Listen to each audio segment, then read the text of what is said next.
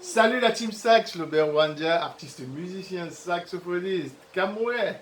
Et comme j'ai très souvent l'habitude de le dire, ici je me sers de mes propres expériences de musicien professionnel pour partager avec toi beaucoup de trucs et astuces qui vont très certainement t'aider dans ton apprentissage du saxophone. Alors si tu es saxophoniste amateur, saxophoniste professionnel, saxophoniste en devenir, mordu de musique, passionné de musique en général, tout instrument en général, et saxophone en particulier, je pense que tu es au bon endroit. Alors ne bouge pas, on se retrouve tout de suite juste après ceci.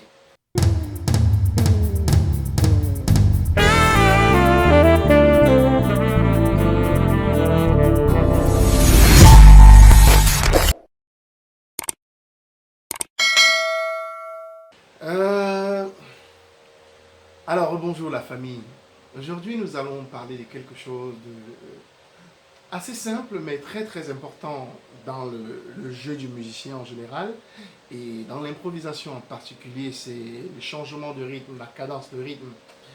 Tu sais, beaucoup de gens qui abordent l'improvisation pensent très souvent et de manière exclusive à l'harmonie, aux gammes, aux notes, aux modes, mais il y a un détail très important qu'on oublie tous des fois, le rythme.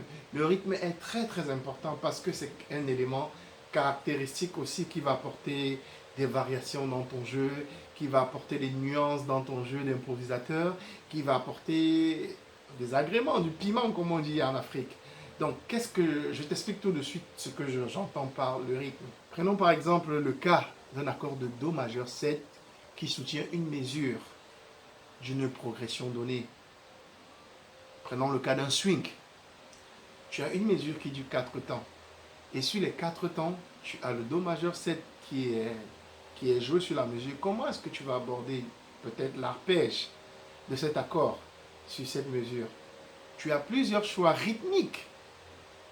Et c'est là que réside toute la magie de l'improvisation en pensant au rythme. Je vais te donner un exemple tout de suite.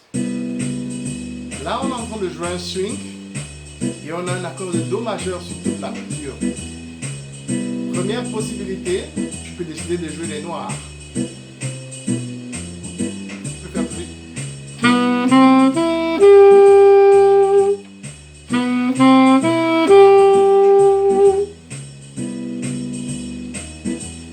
Une autre possibilité.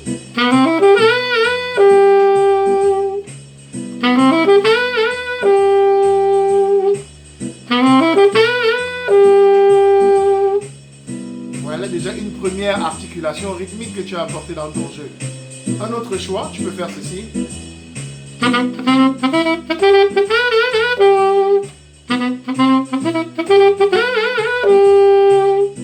Une autre articulation rythmique. Tu peux faire encore ceci, par exemple.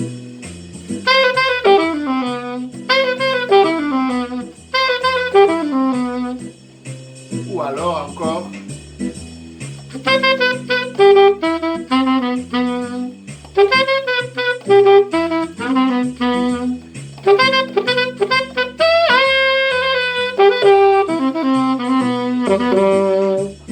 Ou encore un autre exemple.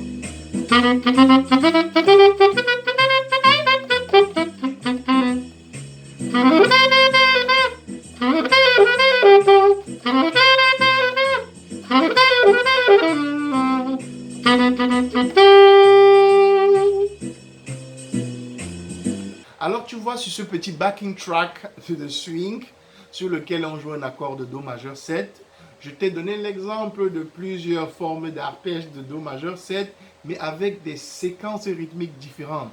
Il est très important de penser aussi au rythme quand on a en improvisation. C'est valable pour tout ce qu'on a déjà étudié ici, que ce soit les arpèges, que ce soit les gammes, que ce soit les modes. Le rythme compte énormément dans l'improvisation. Un autre exemple tout de suite.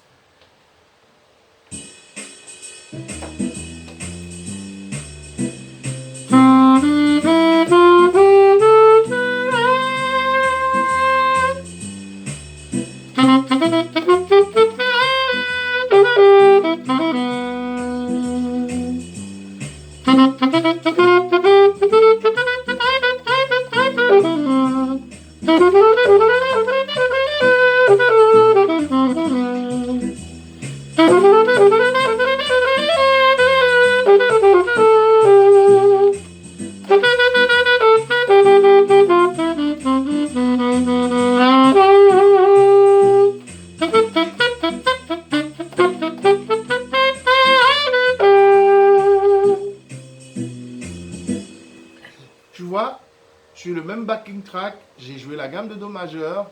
J'ai simplement apporté des nuances rythmiques, des agréments rythmiques dans mon choix de notes. Et ça fait une petite différence, ça fait une plus-value dans mon improvisation.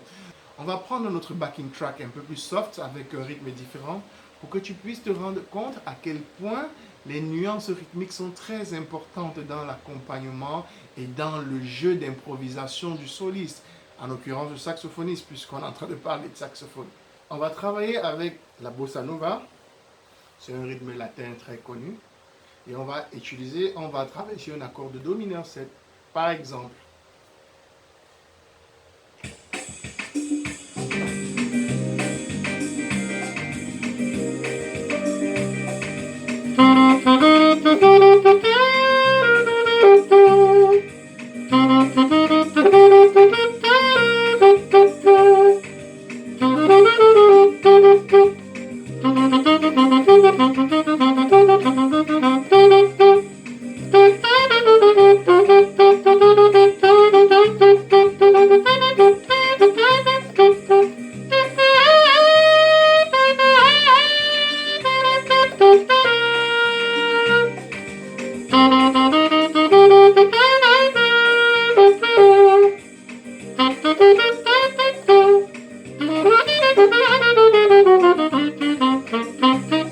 Alors la Team Sax, la vidéo du jour n'était pas particulièrement longue, mais la longueur n'est pas signe d'efficacité forcément.